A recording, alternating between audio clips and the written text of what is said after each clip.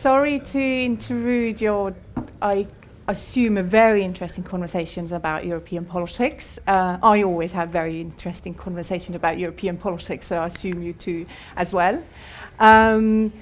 Good afternoon from my side. My name is Piret Kuusik. I'm a researcher at the Estonian Foreign Policy Institute at ICDS. And I have been also one of the lead organizers of this conference. As said, I think Europe is important. I often talk about Europe, I write about Europe, and I want to talk about Europe with you guys. So when the first panel was about kind of looking into how other member states will talk about the European Parliament elections and what is going on in their politics today, then with this panel, we're going a bit on a dangerous road, because I think that after 2016, no one wants to go into a prediction land, because 2016 showed us that every prediction we had, we thought that Brexit won't happen, we didn't think that Trump will get elected, was wrong. So every political scientist and analyst is kind of like, you know, never again. I'm never going to say any other predictions anymore. But nevertheless, it is our job to kind of think about what might happen, what it means, and why it's important. And so with this panel, I would like to kind of focus on that. And for that matter, I've asked three great people to join us. And the first will be, who will kick off the discussion, is Maia de la Baum from Politico Europe. And she, well, her work is every day to go into the corridors of European Parliament and see what the politicians are talking about, what are the topics, what are the themes. And I've asked her to talk about, take a bit of a more of an institutional insight into it and talk about what will the potential new composition of the European Parliament will mean to the politics in Brussels and in Europe at large. Then after that, I will ask Petros Vassoulis, the Secretary General of the European Movement International, to join in and tell us what do people actually think, and what the civil society think about Europe, and what priorities will be important for the civil society. And then finally, I've asked Thomas Iisamäki from Finnish Institute of International Affairs to join us here in Tallinn. And he will talk a bit more about, kind of will pick up on what Maia and Petros will say, but also will talk about more a bit from a member state point of view, and what might the council, what is important for the council, what are the issues high in the agenda, and so on and so forth. So without further ado, Maia, the floor is yours. Okay, thank you very much, Piret. Thank you for inviting me. So I'm, as you see, a reporter for Politico Europe, and I cover the European Parliament almost every day. I'm in the corridors of the European Parliament, so in a way I see all the sort of movements and the changes that are happening now, even though I'm a journalist and not in a think tank. But basically, before I answer the question of what the next European Parliament will be like, I think we must take into consideration three aspects. That, first of all, these are only predictions, because at this stage we don't know exactly how the new European Parliament will be like. We can imagine, we can see the trends, but I don't think we have a clear idea, because we have 28 different polls.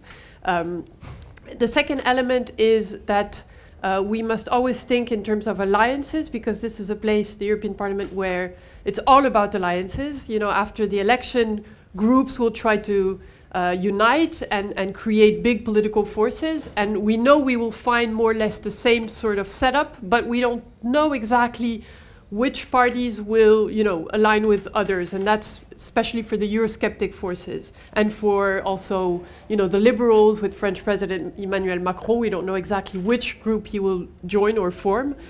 And the third element is Brexit, and this has put a lot of uncertainty in the whole picture that we have of how the European Parliament will be like afterwards, because basically, you may know this, but the Parliament was set to shrink to 700 members from 751 to 705. And with Brexit, with this new extension, we will keep this Parliament as it is with 751 members.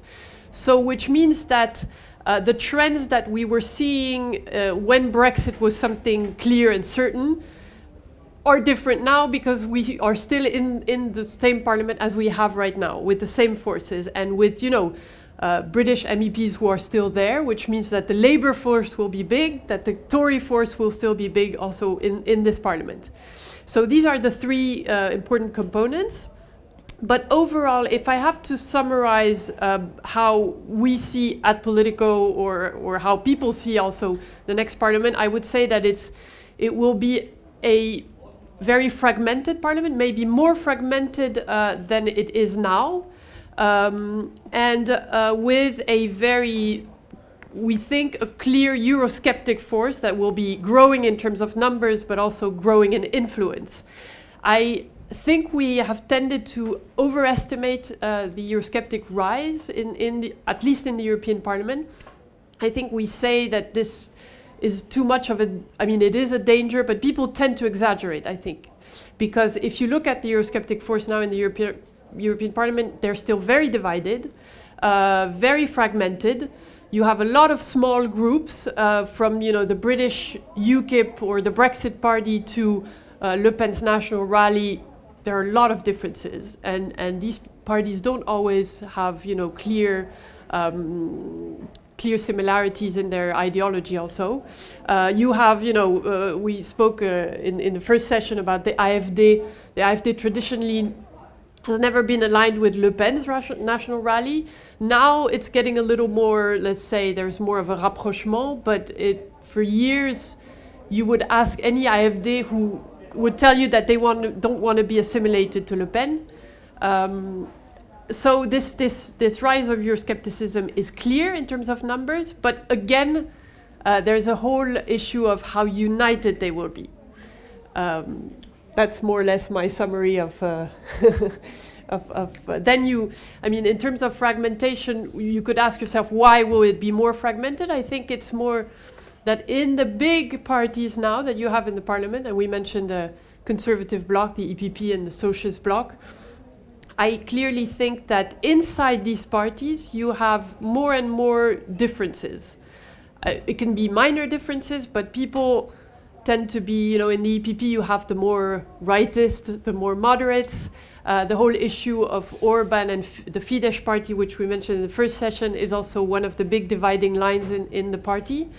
You know, within the socialists, it's a little bit the same. You have the social liberals, the social democrats. You have those who are more on the Macron line. I mean, it's very interesting to look at it from my standpoint, because you can see how little things separate people. And in smaller groups, I think you will have the same sort of fragmentation that we have now. You will still have a green force that I think will not make any huge breakthrough. I mean, it's also an interesting element is that in the European Parliament, the Greens are still, you know, a small force, and this big block of you would say far left people who will stay more or less the same in terms of statistics, like you will have the same numbers. So that's my first impression of how this will look like. Right, but then, so if we will have such a composition, what would it mean to Brussels politics at large? Will it be more difficult to get legislation through? What might be the potential issues on the agenda? Anything on that? Mm-hmm.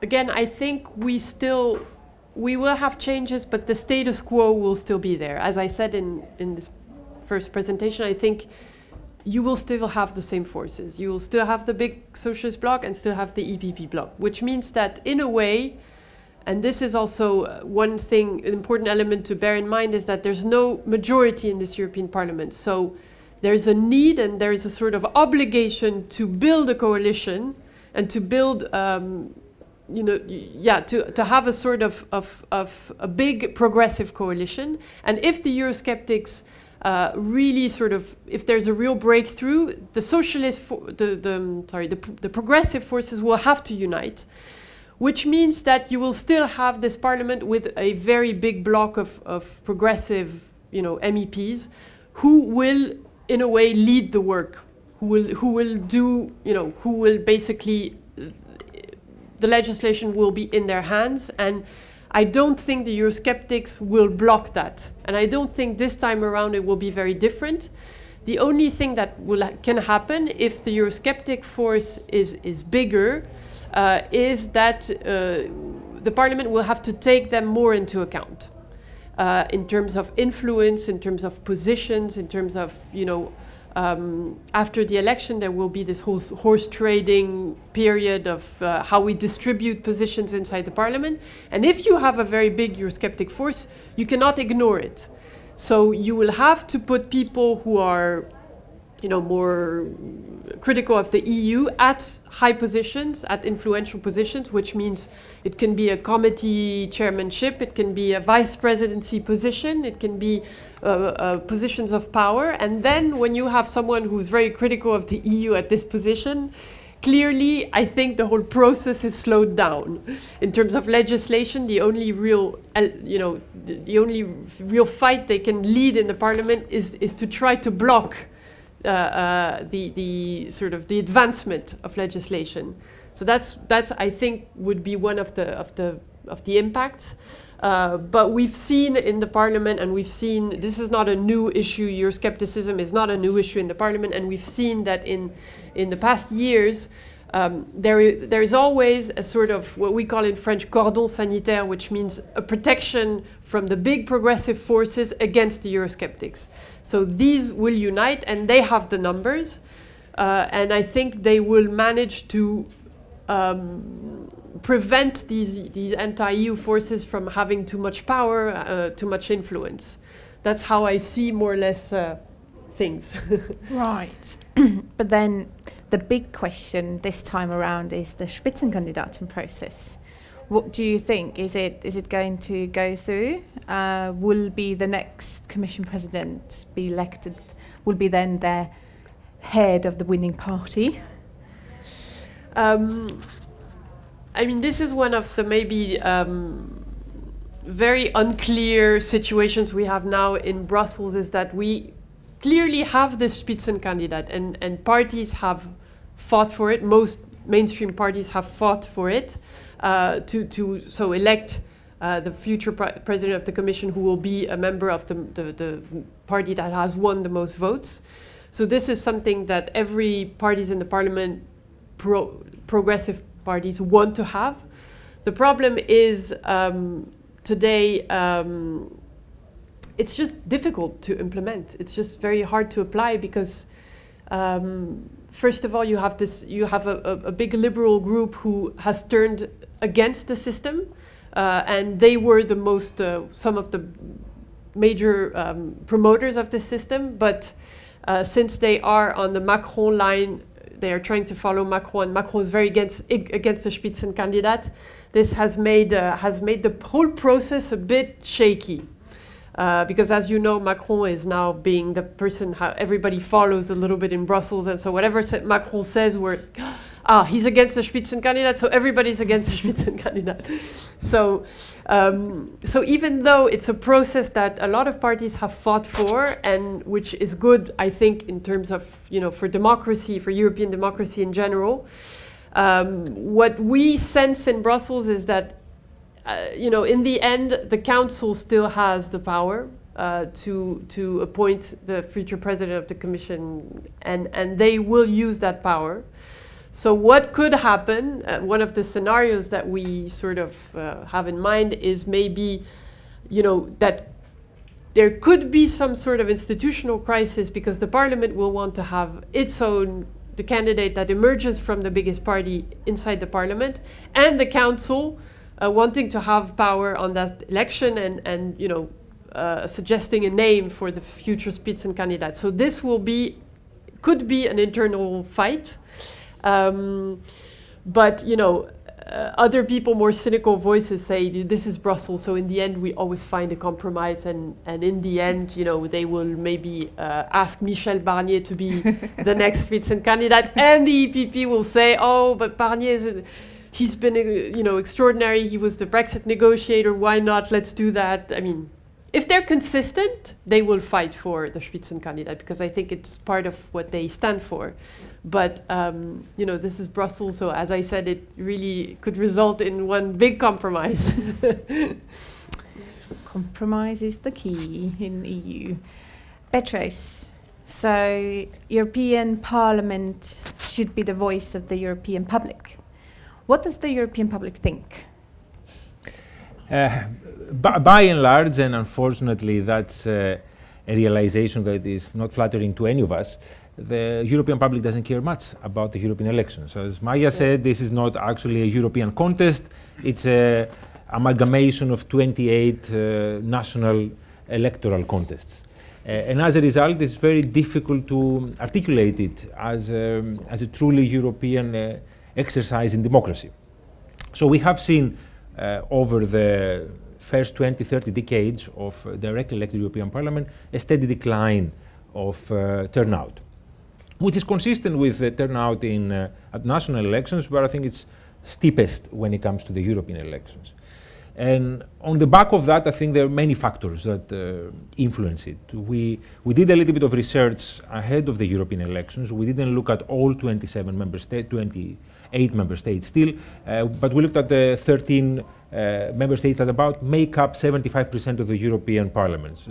Big and small countries, north, south, west, and east. And one thing we noticed was a very strong trend of alienation in all the 13 member states we have seen. So basically, people responded that people like me are left behind, our best days are behind us, and economic inequality is growing. So we asked them if they agreed with these three questions. And in pretty much all the countries we looked at, the percentage was very high, starting from Bulgaria, where 69% of people agreed with those three statements. They're left behind, there's inequality, nobody listens to me. And I think the best result was perhaps Denmark, where only 35%, which is still 1/3 of the population, answered that way. And in the context of your own country here, 41% of Estonians feel alienated, feel left behind. But it gets worse. We also try to measure the sense of empowerment that citizens feel. And we ask them whether they believe that they can make a difference in how their country's government operates. And this is when it gets really scary. In countries like Germany, the Netherlands, Estonia, Denmark, only 4% of people said that they strongly agree that they can influence what the government is doing. 4%. The highest percentage actually was in France, where 16% of people responded that they strongly believe that they can affect what the government is doing. And perhaps that has to do with historical activism, but also what's going on now on the streets of Paris and elsewhere. But that gives you a sense of the alienation and disempowerment that citizens feel. And as a result, they don't believe they can gain anything by showing up to vote for elections. Not all hope is lost, though, because we do see a rise in activism anchored firmly on specific issues that people care about. Take, for example, the climate change protest led by Greta and spreading all across Europe and the world. Very much focused on a specific issue driven by disorganized, for a lack of a better term, group of young activists who, up until that point, perhaps didn't feel the need to demonstrate about what is important to them, but they have reached a conclusion that they need to do something about it. Take also social and labor rights.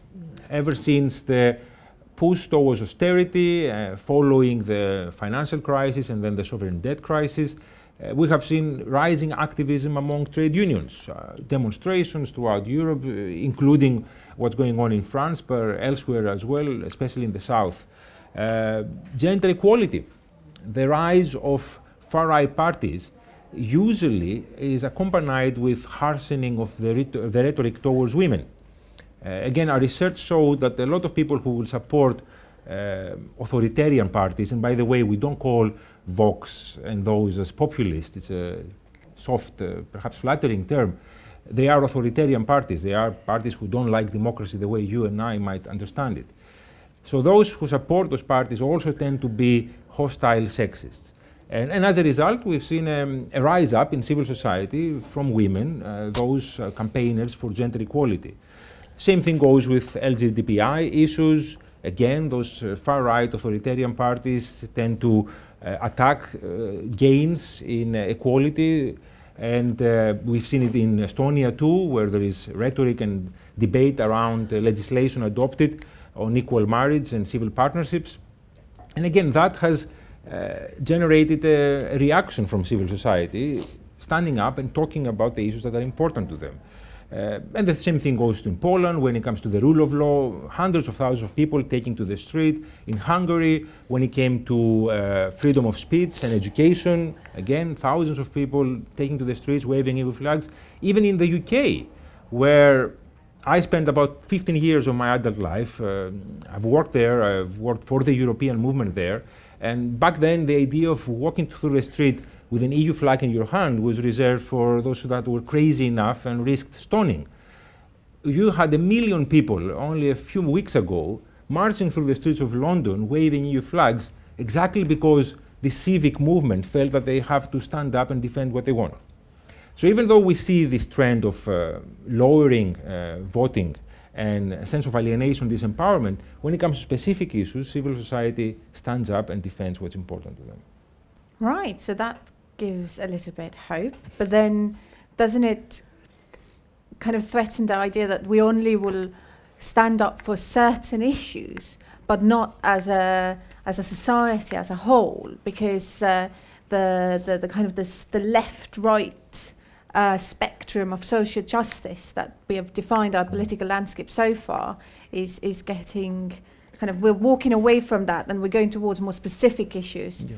And then in the end of the day is then, you know, how do you bring the society forward as a whole when you only focus on certain issues? It certainly poses a significant challenge to traditional parties. And we have seen in many cases the shrinking of mainstream political forces in the center-right, in the center-right and the center-left, and the rise of single-issue parties. Like, ever since the 70s, the Green Party has been rising steadily, but also movements like UKIP in the UK. They had a single issue, let's get out of the EU is horrible, and they had resonance with the electorate. And that represents, I think, a trend in European politics, which is quite disorienting for mainstream politicians who are still very traditional in the way they approach the electorate. People don't want to engage so much. They don't want to be a paid-up member of a political party the way they used to. They don't feel the need. They care about specific issues, and they will support specific outfits, whether this is organized civil society or grassroots movements or political forces that stand for one specific issue. People will then go to that.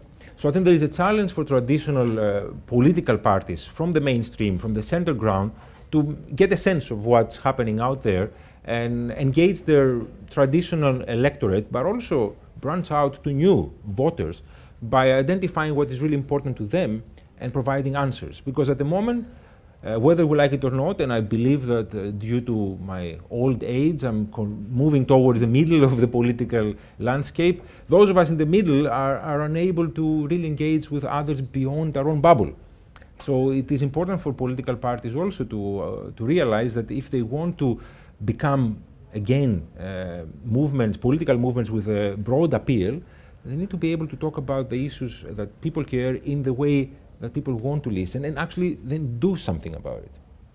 Right, but then one of the challenges of today's Europe is that what do you do on a national level and what do you do in a European level? So maybe you could then pinpoint some of the topics where you see a strong trend where people would like to actually see a European response, but then some other trends where the national response is actually more appropriate. Again, and Maya, chip in if you want, yeah, because I see you getting really because I'm thinking about how difficult it is for even campaigners today, for the Commission presidency, for instance, because you have several candidates today, to really lead a European campaign. Because clearly a national one, you know, when you're a voter, you relate to, it's your country, you know how it will affect you, it's very direct in some ways, you know. It's easier for a national politician to lead a campaign. But when you're at the European level, it's very different because it's wider, bigger, and you were asking which are the big issues, and I think, you know, clearly today climate is one of the big issues, and people, I think, have a sort of European awareness about, you know, the impact for Europe and for the entire world. There's also migration.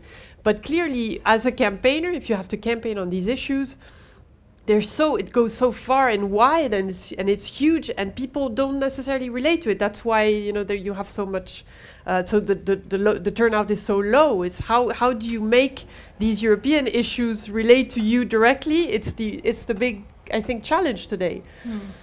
And you see it. Sorry, I'm interrupting you again, but you see it in the debates. You had a debate yesterday night in Florence with all the candidates that are now running for the Commission presidency.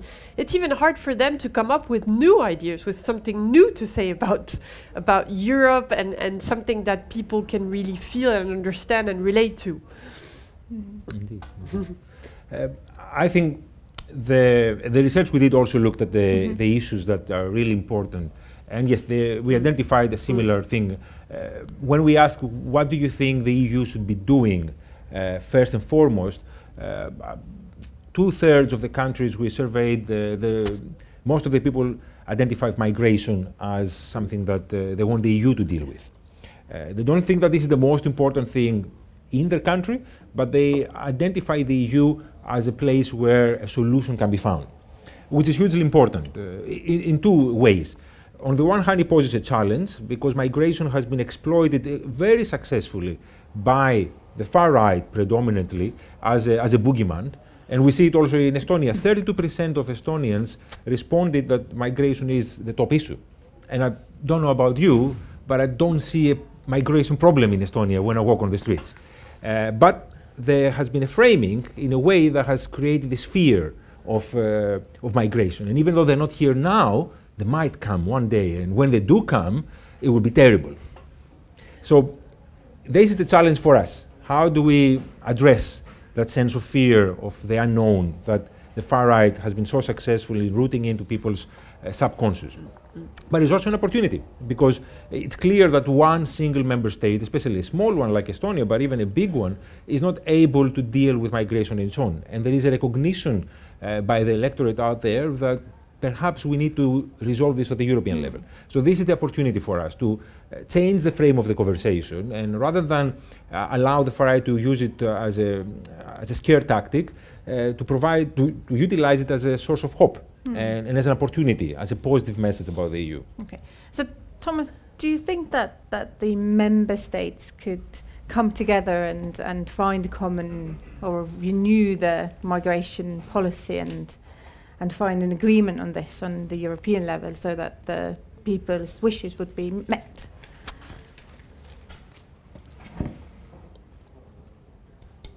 When it comes to specifically to the topic of migration, I think it's going to be an issue that the member states will address both in the Council and in the European Council. But whether we see any movement in terms of those dividing lines that have established during the last few years, I don't really see that. And when it comes to the relationship between the member states and the upcoming EP elections and the European Parliament more in general, actually. And if there are some member state representatives here, please correct me in the Q&A.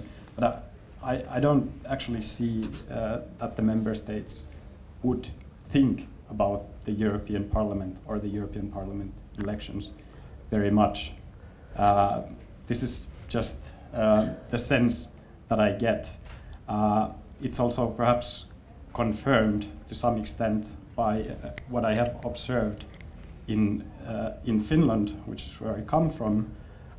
Finland is just preparing for its upcoming EU presidency, and when the people from the national administration talk about it, it's all about the strategic agenda of the leaders and the strategic agenda of the upcoming Commission. But there's not really much talk about the European Parliament. And to some extent, I think this also reflects simply the fact that the European Parliament doesn't really set the EU agenda. It doesn't have its own right of initiative. And then perhaps it also reflects the kind of things that we have already been talking about here, which is that the election debates still tend to be very much focused on the member states themselves, even though these kind of big European topics actually emerge, like migration and climate. We still talk about them very much in national terms, and we frame them in the context of our national politics.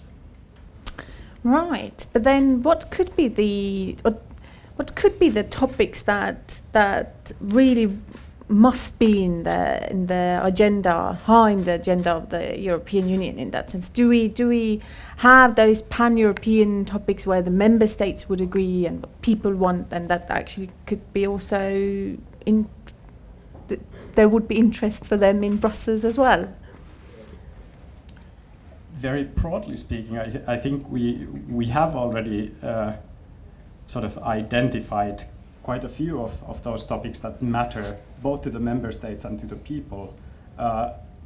We have already mentioned them here. I mean, climate change and migration are obviously two questions that both the citizens and the member states care about.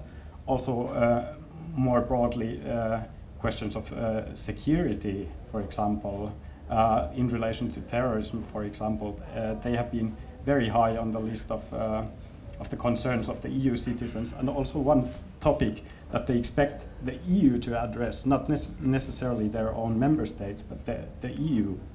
But this, of course, the fact that we have identified this topic still doesn't bring us very much further. So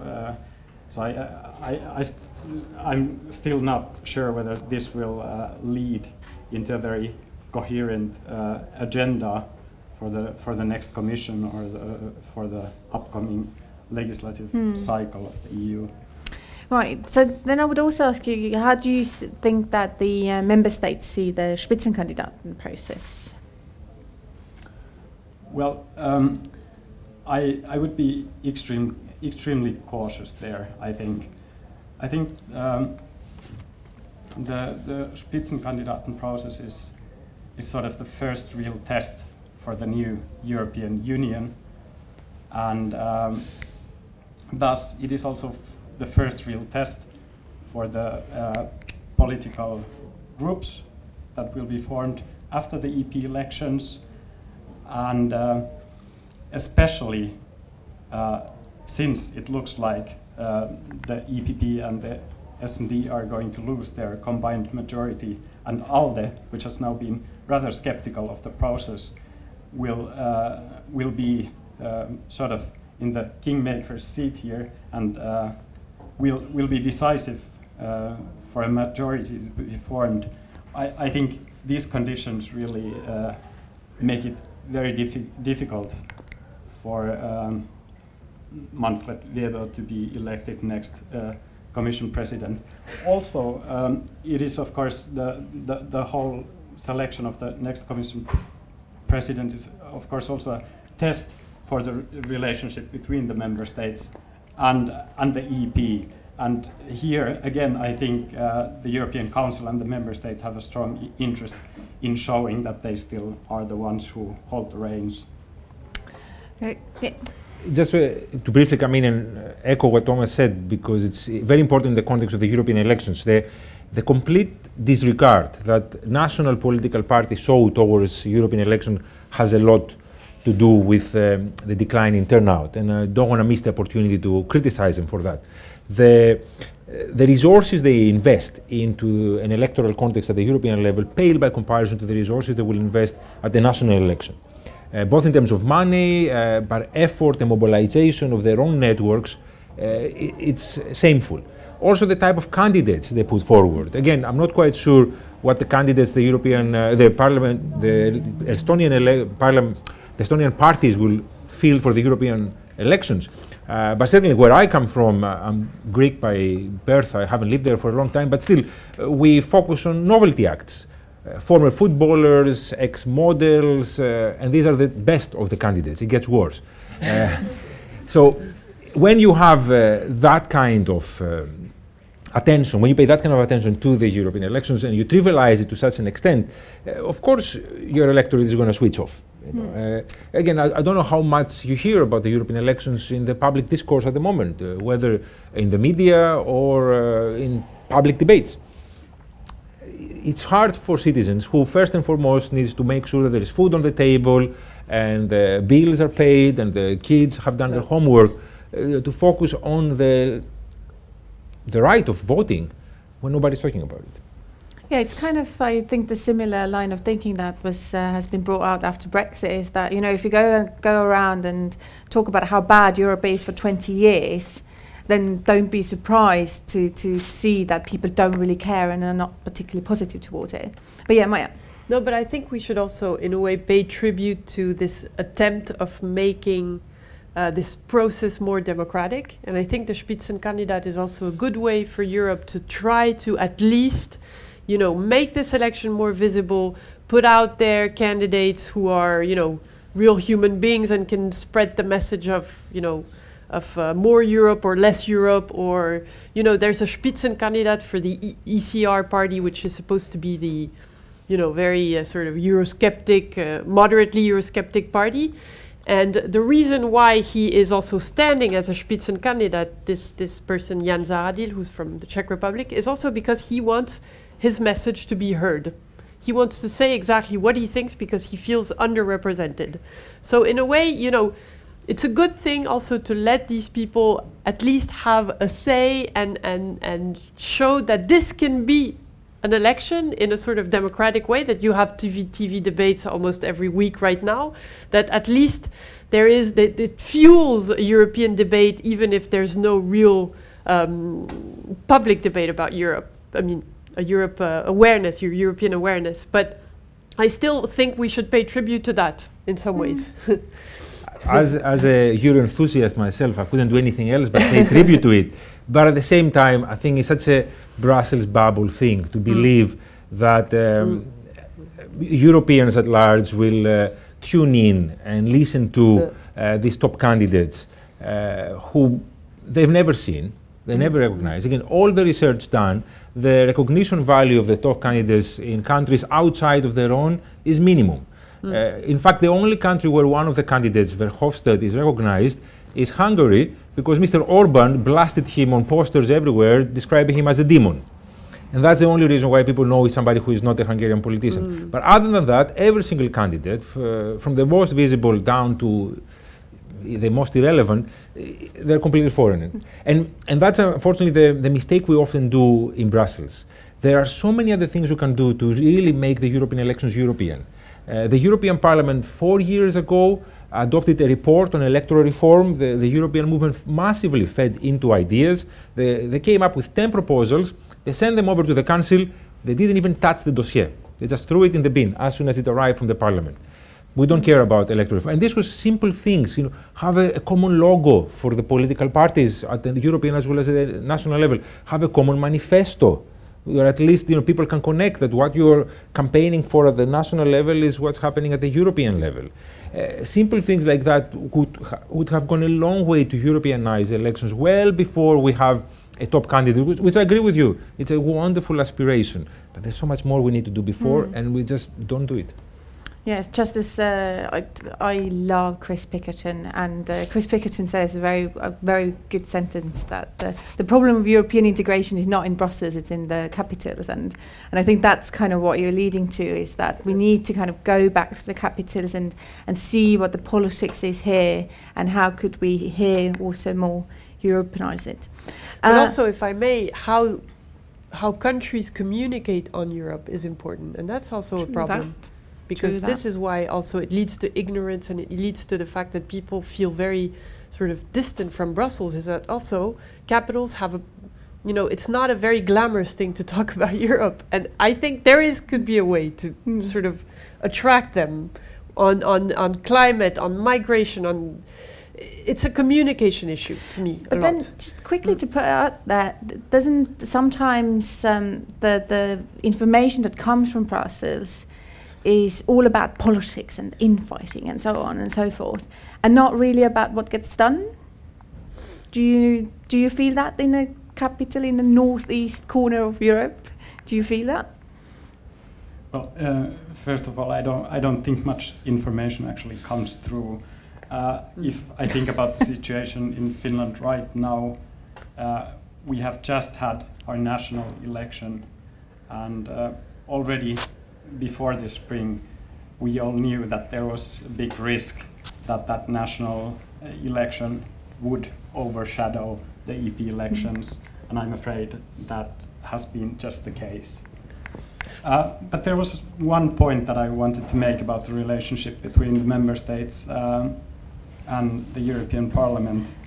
I said previously that I don't see the member states thinking about the EP very much, but I did think of two exceptions, two member state leaders who actually have recently thought very much about the European Parliament, and both of them have of course already been mentioned here today. One of them is Emmanuel Macron, and another one is Matteo Salvini.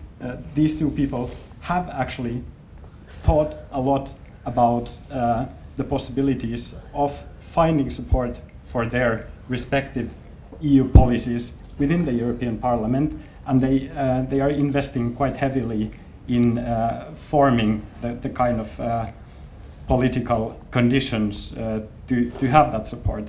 But both of them will, of course, find it quite hard to gain the support of the European Parliament as a whole, or even of a broader segment of the European Parliament, as they are very focused on the kind of political forces that might be most supportive to their specific concerns and interests. And this leads me to one final point. I think the European party groups are actually a very central link between the member states and the European Parliament. And the fact that we are now seeing fragmentation, political fragmentation, both at the national level and at the European level, will affect this link quite dramatically. So before, when the European Parliament was more of an affair between the European People's Party and the SD, and also the Council and the European Commission were more dominated by these two parties, the gatherings of the European party groups, of these two party groups in particular, were sort of the issues where the member states and the European institutions came together. But now, both the Council and in the future also increasingly the European Parliament and the European Commission will be fragmented in a number of groups, and this kind of link might still be there, but it's only between certain actors at the national and at the European level. Perhaps this kind of a glue that we have had so far is slowly melting away. Right. Rather than talking at you, I would like to talk with you. So I would like to open the floor for the questions and answers. Please raise your hand if you have any. No? No? Right. Gentleman, yes. Just the back there. And need the microphone as well.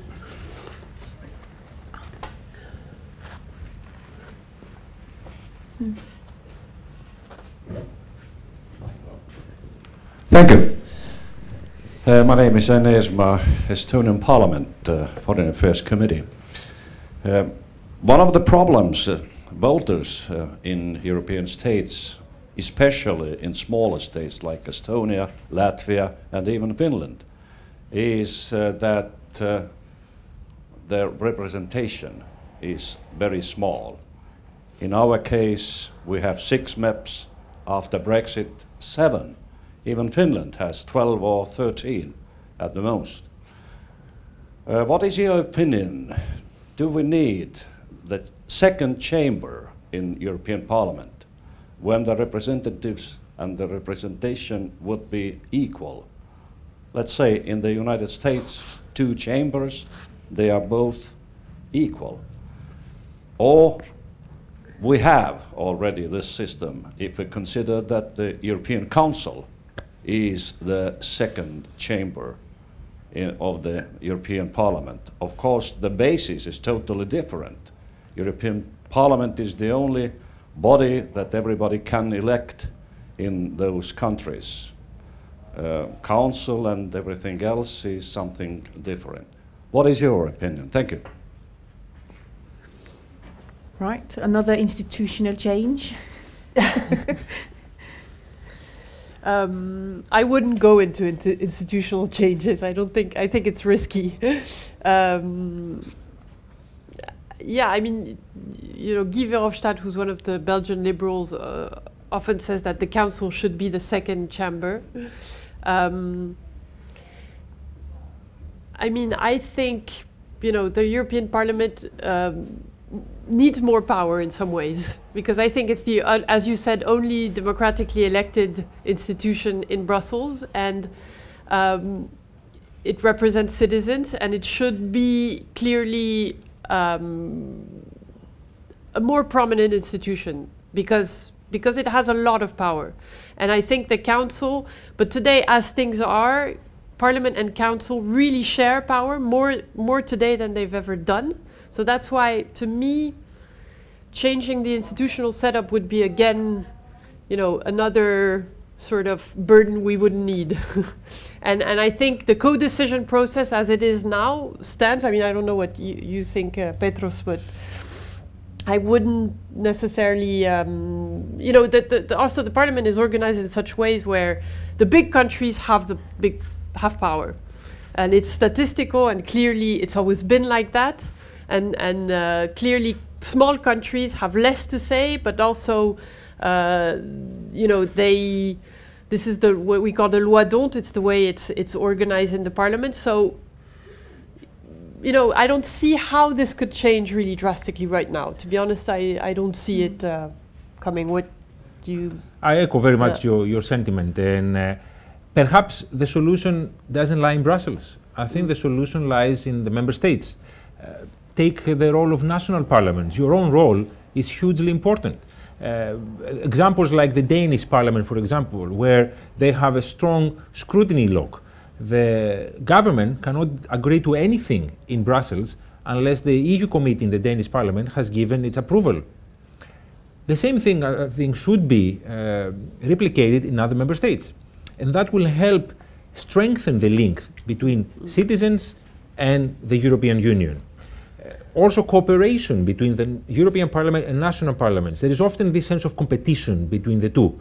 The more power we give to the European Parliament, the less power there will be for the national parliaments. It shouldn't be seen like this. The two should be working together. We have COSAC at the beginning, one of those Brussels acronyms, which is basically a gathering a couple of times a year of European Union committees from different EU member states.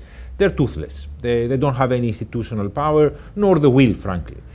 Why not strengthen that assembly of national parliaments who are interested in the EU? Then also how you organize national parliaments themselves. There shouldn't be just an EU committee. There should be sectoral committees in every parliament that are looking on specific EU affairs. So the Agriculture Committee should have a subcommittee dealing with EU agricultural policy. Yeah. Industry, research, youth, everything should have a subcommittee on EU affairs looking in particular on the issues. That gives ownership again to national politicians who feel like decisions are taken away from them, makes them part of the equation, and as a result allows them to also communicate with their own constituencies much better. Because I agree, 6 Estonian MEPs are not enough to cover a country even of 1 million. But imagine if all the deputies and national deputies felt they had a stake in the decisions that are taken in Brussels, how much easier it will be for them to then communicate that with their constituents. I think the solution lies there. And also, just to add up to what you're saying, exactly what you notice as a reporter when you cover the Parliament is clearly exactly what you're saying, the gap between the national and the European Parliament. And sometimes these two never talk to each other, which always surprised me because, you know, I come from France and I sort of looked a lot at how French MEPs interact with French MEPs and MPs. They barely talk to each other. They also EU affairs ministers who come to Brussels, I mean, it changed a little bit in recent times, but they wouldn't even meet MEPs. I mean, sometimes it's very strange. Like there is no real connection and there's a lot of distance. So if you have distance at this level, you will have distance at other levels. It will show you how there's no real interaction between Europe and national countries. I mean, this to me is a blatant example. All right. Anyone else? Piotr? Piotr Kaczynski, I just wanted to respond to your question about what can be done, and also to your comments, what can be done without changing institutions to improve the Estonian or the Finnish presence in the European Parliament. Forget about the countries you come from.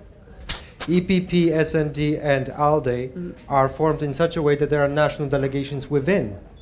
If all Estonians voted Liberal and all 100% of Estonian votes go to a Liberal group, it's only 6 MEPs in the Liberal group. A fraction of that elected in Germany is more than 6. This gives an edge always for the bigger countries. Bigger, better organized countries, especially Germany. That's always been the case. How to break the wheel? Manifest to those groups to abandon the national quotas within the groups. EPP, for example, has internally a system that allows the biggest national delegations in allocating the top positions. The committee chairs, the presidency, the vice presidents, all of the top jobs, rapporteurships, shadow rapporteurships, all of that goes to the strongest in numbers within the biggest groups. Break the wheel, break the national delegations. If they cannot be broken, merge with other smaller national cohorts. Merge the Estonians with the Latvians within the EPP, within ALDE, within the Social Democrats, with the Finns, with the Swedes, with others, because the smaller nations together are much bigger representation than Germany or France or Poland, for that matter. And then you can show them that you have an impact too. Otherwise, you are just arriving in the European Parliament and you say, ooh, there's a 750 people apart from me as elected official, I can't do much. And then don't be surprised, in a country like Slovakia has 14% turnout in European elections, because they also have just a few MEPs and they also see that it matters not to whom they elect and why they vote them. But I play the ball to the politicians. Politicians have a way to organize themselves. If the smaller nations, MEPs, allow the Germans, the French, the Poles, the Spaniards, the Italians, and the British to rule the day, nothing shall change. Thank you.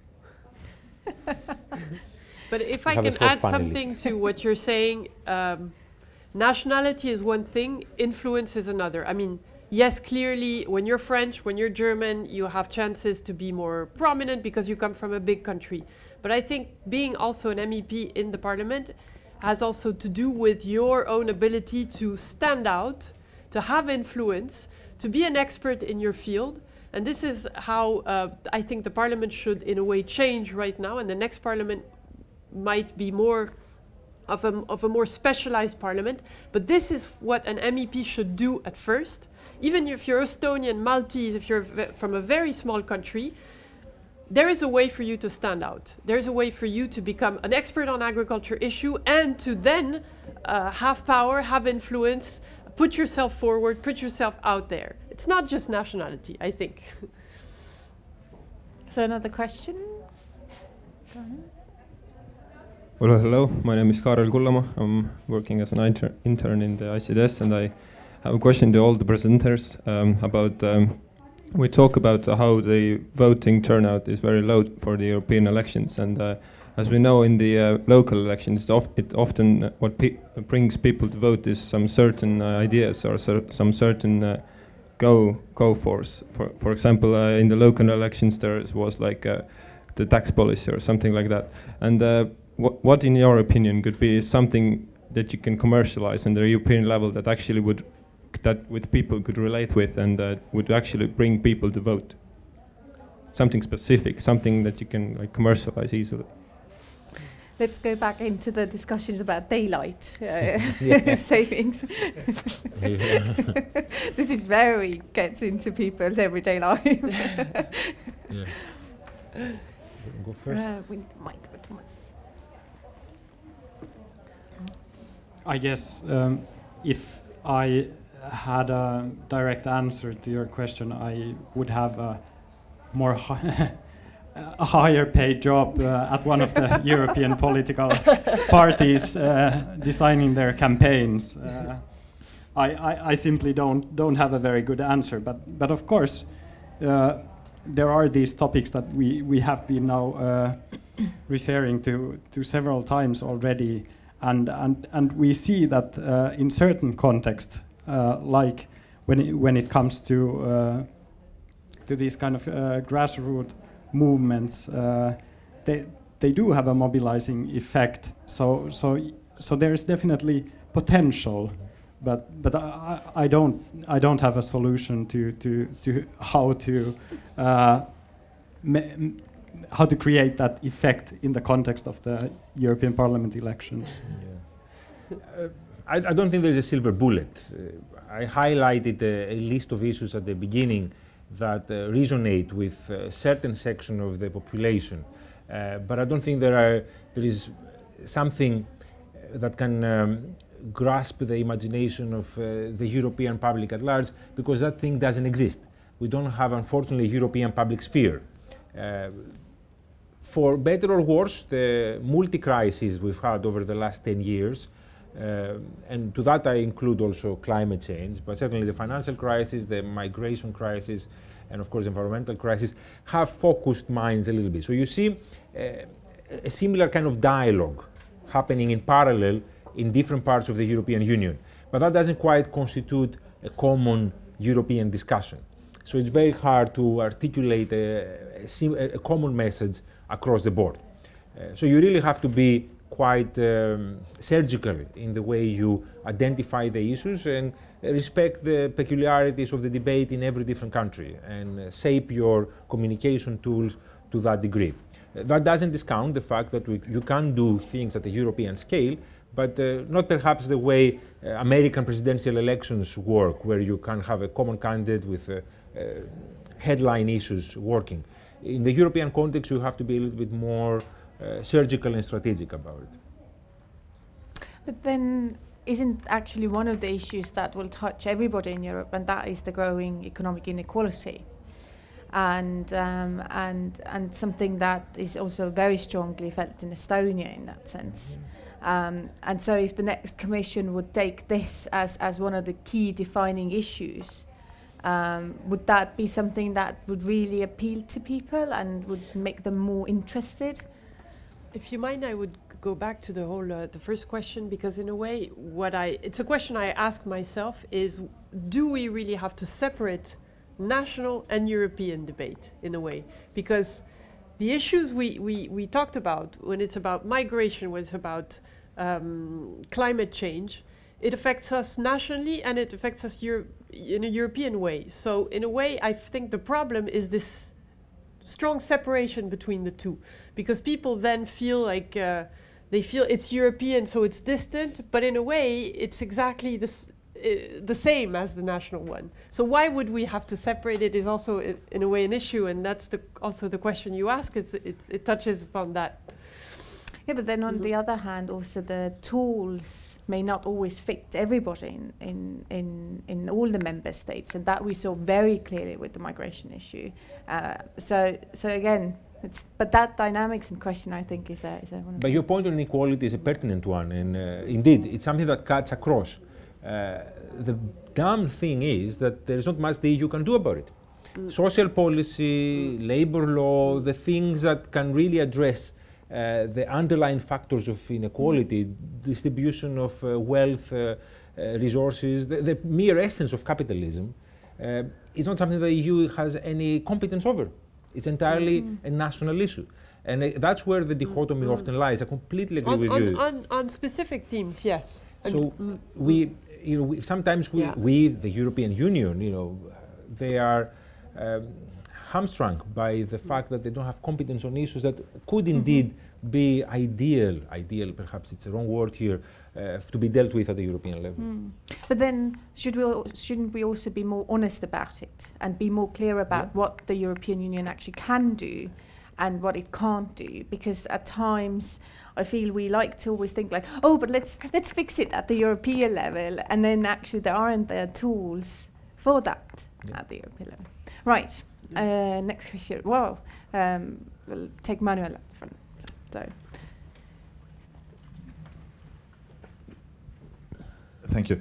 I think there is an elephant in the room, which Maya mentioned shortly in the beginning, which is that you said that the status quo will, in a way, not go away with the European election. And I think this is there's a more fundamental problem with that, because the status quo never really changed with the European election. There always has been a cooperation between the European People's Party and the Social Democrats in the European Parliament, enlarged by the Liberals. And in this election, well, the two biggest parties won't have a majority anymore, so the cooperation with the Liberals will get even more intense, but that's it. So the grand coalition of the center is basically impossible to overcome, also because the parliament, of course, has to find a common position with the council in order to get any legislation through. And I think that this, in the context of which issues could be issues that motivate voters to participate in the European election, is very important, because in the end you participate in an election because you think that your vote will matter. It's not that tax policy is important, it's because you want more or less taxes, and you know that voting for one party or the other will bring you more or less taxes. In Europe, you always have to expect that in the end there will be a compromise, and it doesn't, well, of course it matters on the level of nuances. Of course the compromise will be a little more left-wing if the Social Democrats are stronger in the parliament, and it will be a little more right-wing if the European People's Party are stronger. But in the end it always comes down to a compromise between these groups. So isn't this debate about which issues could motivate voters to go voting a bit void in a way, because voters know, maybe not on a theoretical level, but from experience, that their vote in the European election simply doesn't matter that much, at least as long as the cooperation between the center parties is still possible. And the only thing which could mean that European elections matter would be if Eurosceptics gained a majority in the European Parliament, because then everything would break down. But this, of course, can't be the only issue at stake at a European election. If I may, I'll disagree partly with this. From the latter part first, again, the research we did showed that people are much more interested in unity than disunity. There is an aversion towards extremes by those in the middle of the political spectrum. Obviously, there are people who will vote for extremes because that's how they get their kicks, that's what appeals to them. But the notion that somehow if we had a big fight between anti-Europeans and pro-Europeans in the European Parliament, that will shift attitudes towards the European political discourse, I'm not entirely convinced about. I think there is a risk there that we might actually make people switch off even more. I agree that there is consensus often in Parliament, the way the European Parliament is built. necessitates that consensus building, but there are very clear cleavages between the center left and the center right on important issues, from emissions to food standards, to real issues. You know, even roaming was hotly contested in the European Parliament about different groups that tend to be, some of them were more pro-business and they were concerned about the effect it might have on big telecoms operators, and they resisted it. Of course, ultimately they supported it. And several other, perhaps more nerdy things that people like you and me will pay attention to. But there are strong political debates in the European Parliament that divide the parties considerably, and I think we should be bringing those out and presenting citizens with that option, because the option exists.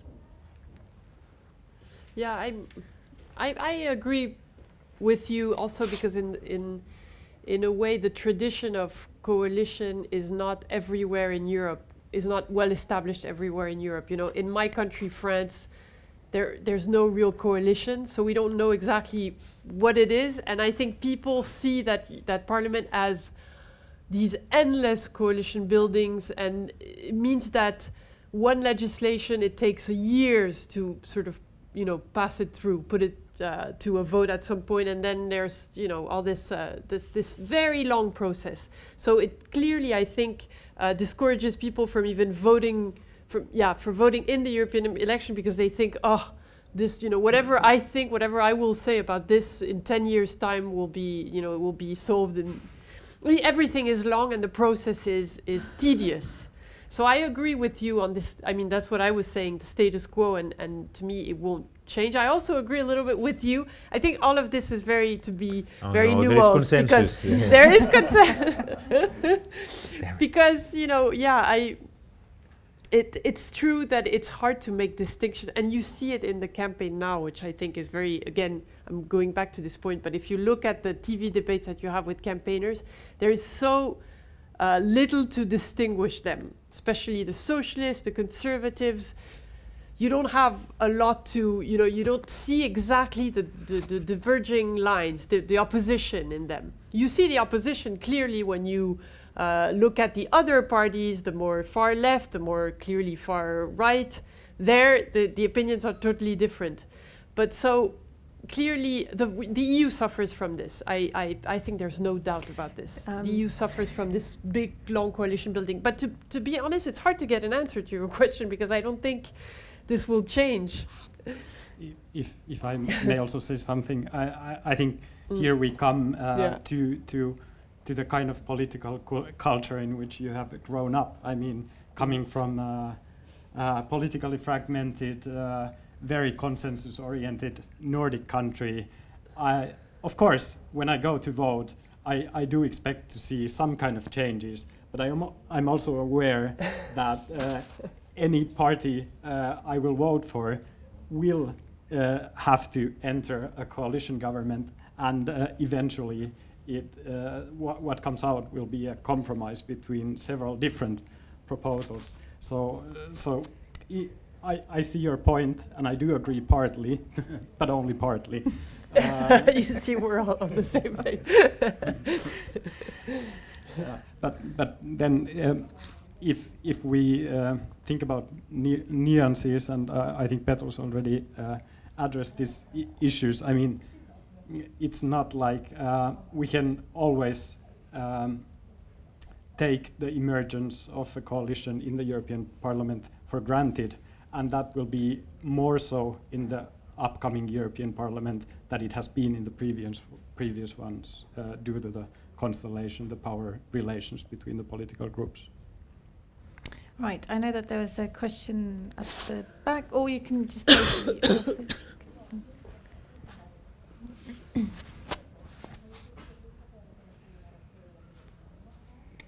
Hello, Jana Oispoe, European Commission representation in Thailand.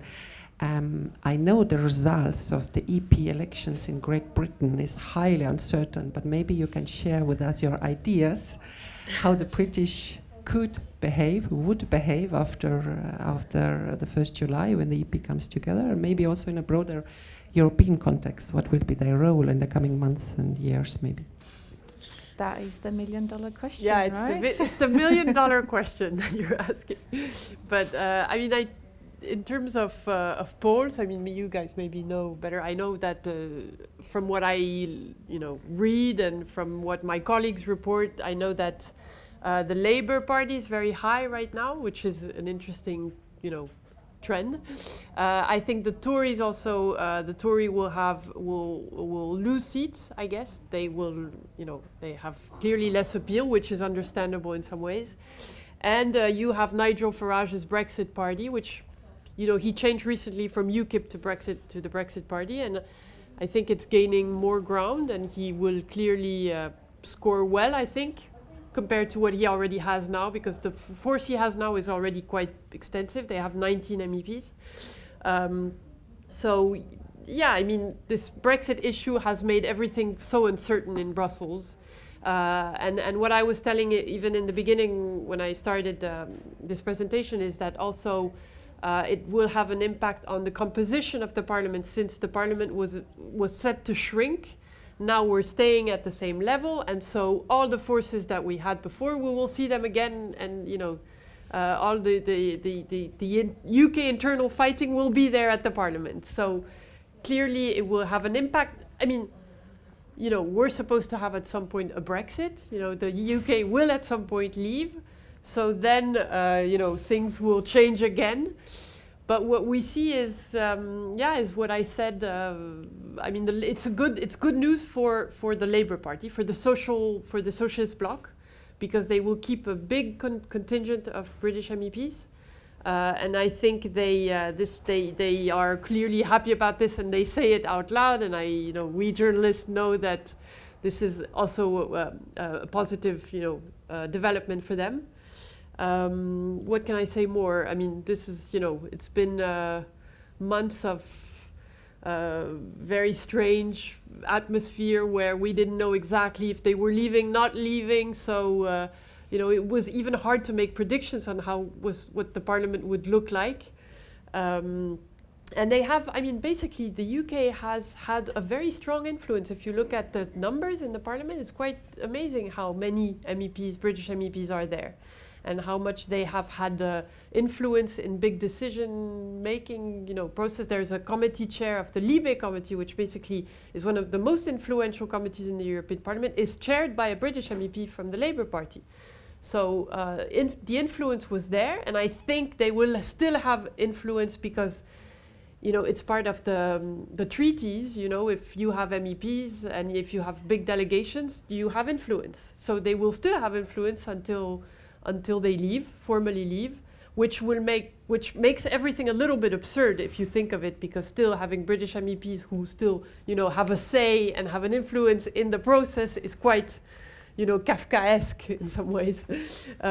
But that's how it will look like. I don't know if you have other, but on the question of the temporary nature of British MEPs, where I come from, we say that there's nothing more permanent than the temporary. Yeah. So I wouldn't. Exactly.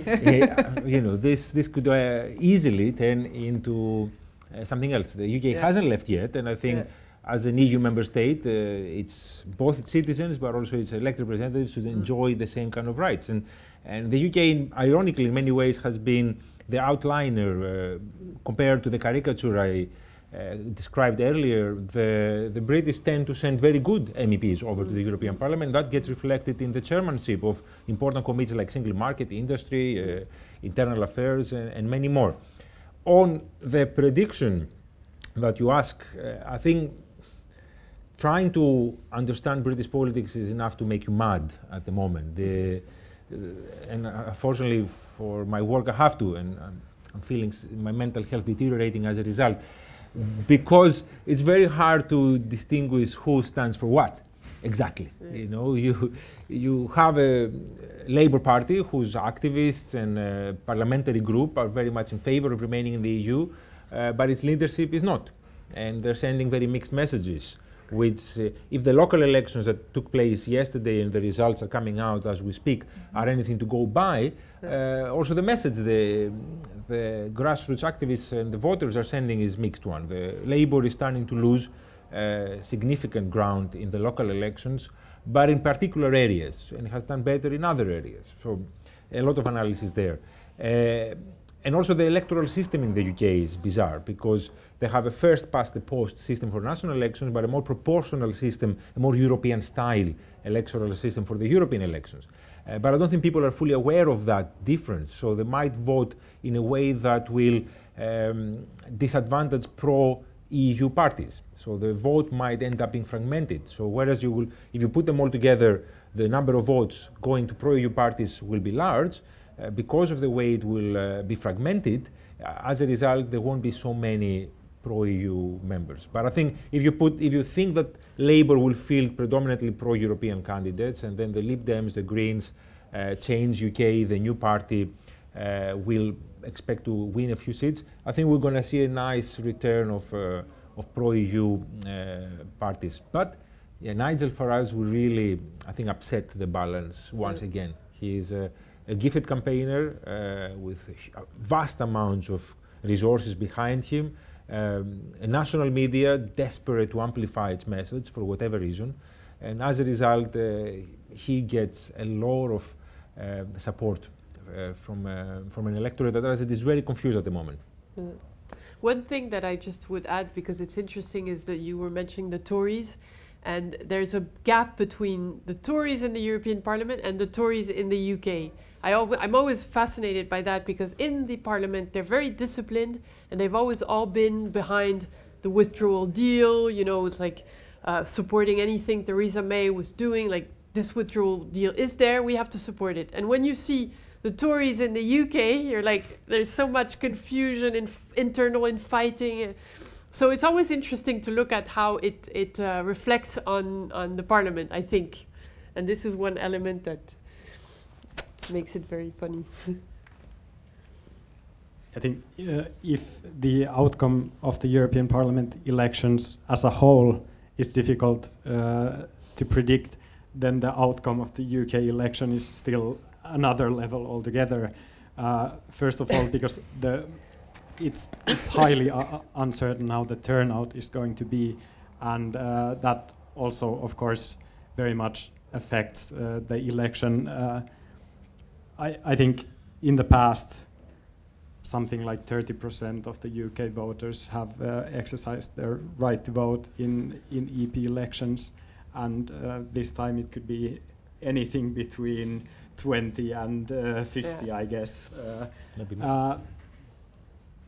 By and large, I think it will, the outcome of the election will reflect the polarization of the UK political landscape around the EU question, even though there is perhaps not this very clear pro-European party, because Labour is sending, like you said, mixed messages, and then again the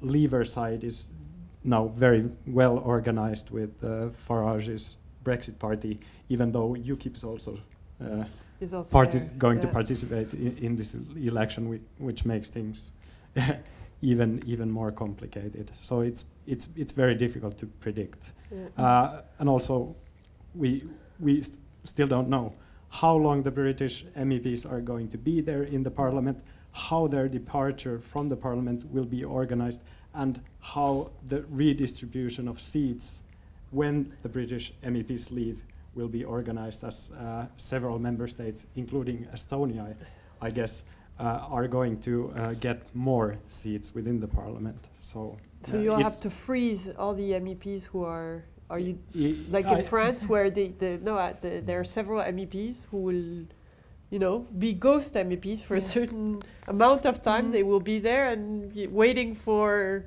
you know, to enter the Parliament. Am I not allowed to vote? I think it's also very interesting to see what kind of a role the British MEPs are going to play in the selection of the next Commission President. That's a huge issue. So just to sum up, kind of my final question. We survived 4 or 5 years of the political commission, whatever that means. So what would be the ideal commission for the next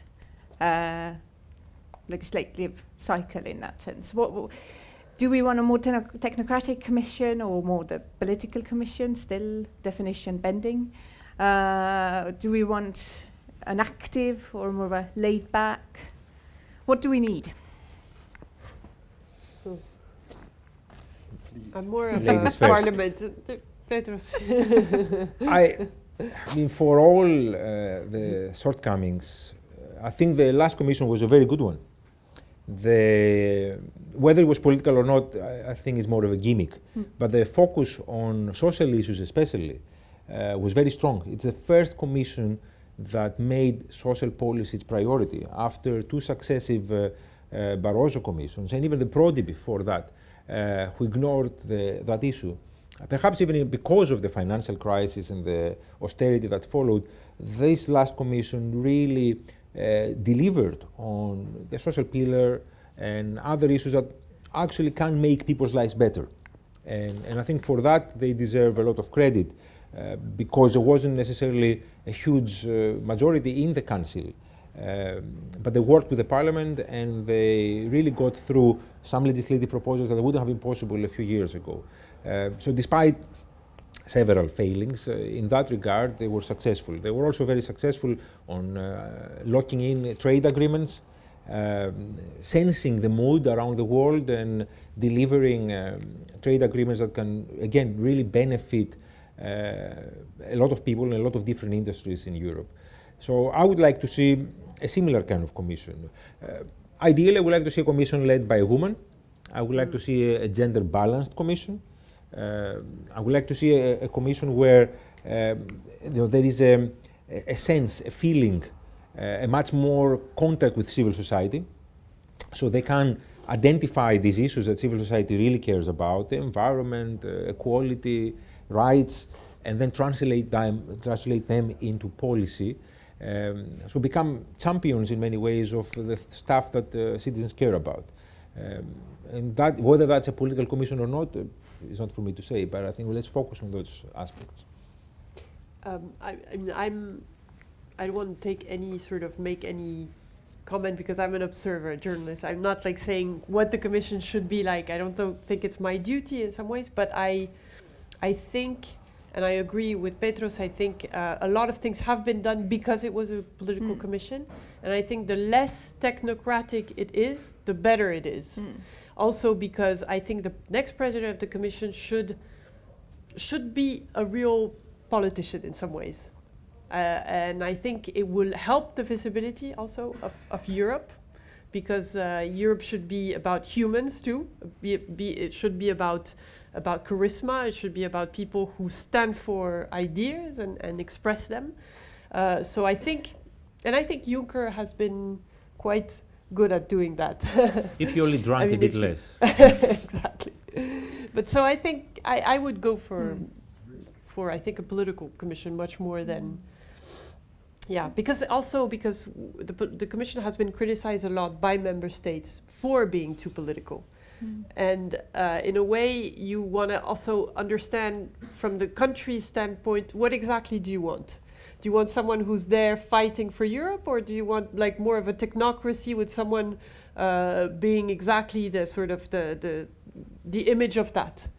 And go back to what the Commission was before. And I think this will not serve the purpose of Europe. Yeah, I think the indecisiveness of the member states on what exactly they want out of Europe is another big issue. Yeah. Thomas, you will have the final word.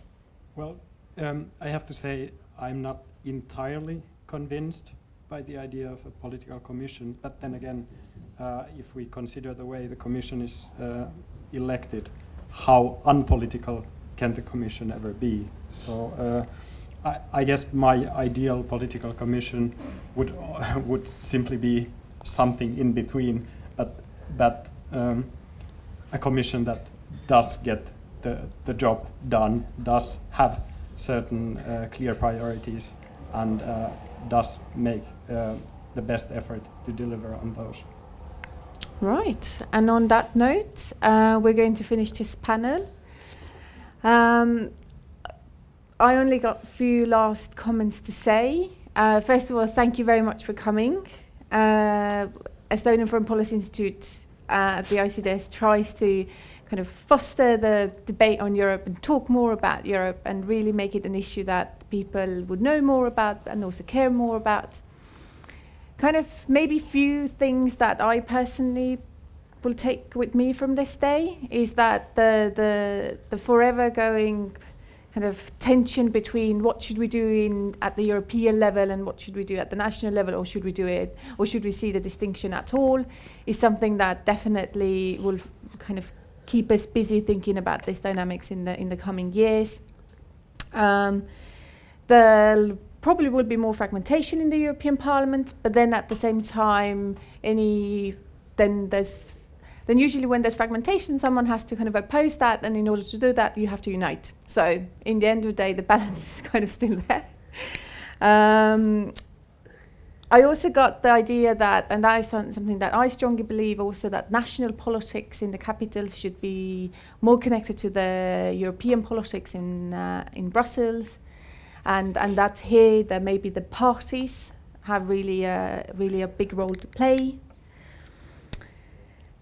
And in general, one of the interesting things that sometimes when you go to these European Union discussions, you get into these big debates like more federal or less federal and kind of what should we do? But that didn't really come up. We didn't really discuss on how to move forward with the integration. How do we get where we are, where we're at, and we try to make that to work. Let's begin with that. And then and maybe this is right now the time to work on this and kind of less dwell on those big questions whether we end up as a federal system or not. And on that note, I will ask you to give a big applause to our panel.